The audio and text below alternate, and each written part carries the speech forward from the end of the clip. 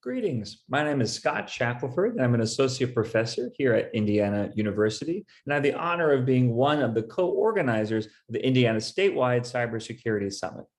Here at IU, I wear a few different hats. I have the privilege of chairing our interdisciplinary cybersecurity risk management program, which is a collaboration between the Kelley School of Business, the Luddy School of Informatics, Computing, and Engineering, and the Maurer School of Law, in which we introduce students to the technical, legal, and business dimensions of cybersecurity risk management.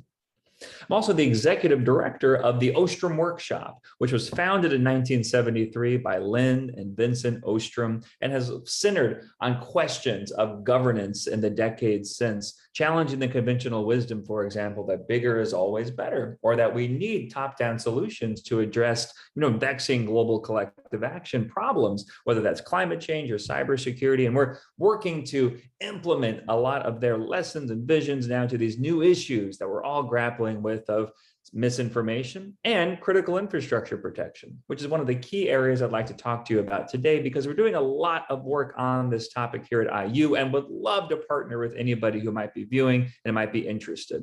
To the uninitiated, of course, critical infrastructure in the US context is quite massive. We're talking about 16 different sectors as identified by the Department of Homeland Security, from healthcare and finance to water utilities, higher education.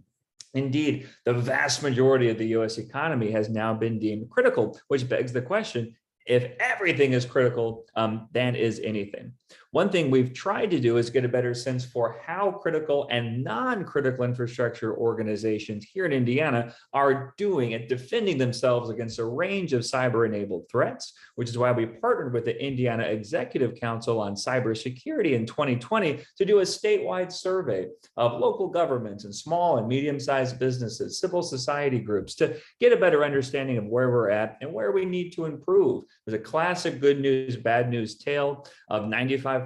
for example, of respondents saying that they're either somewhat or very concerned about cyber attacks. More than 60% have purchased cyber risk insurance policies, but there's still a lot of confusion about what those policies cover and what other best practices and risk mitigation tools they need to put in place to better protect themselves, their customers, and their intellectual property. We're hoping to do follow-up surveys here in Indiana in 2022 and in other states, including Arizona and Texas, in the years to come. We're also doing a lot of work looking at the electrical grid in particular,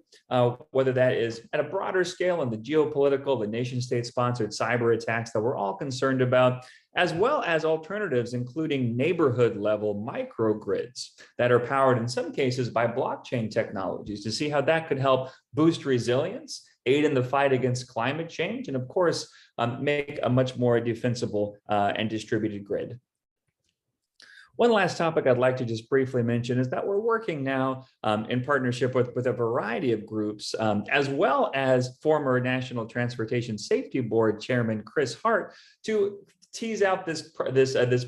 prospect and proposal for a national cybersecurity safety board. This has been a concept that's been around in some way, shape, or form for decades, but it's gotten a lot of attention thanks in part to a Biden administration executive order from earlier this year. I presented alongside Chris at Black Hat, and we're really interested and would love to partner with others in thinking through how this board would function, what types of lines would we need to draw in terms of the number of cyber attacks, the type, the variety, to make it a going concern, and to identify, of course, the talent, the pool that would be needed to staff these disparate teams to investigate the myriad issues surrounding data breaches and how we can do a better job collectively at warding them off in the future. This is just one facet among many of the work we're doing here at IU that really runs the gambit from Internet of Things governance to artificial intelligence. And I would encourage anybody interested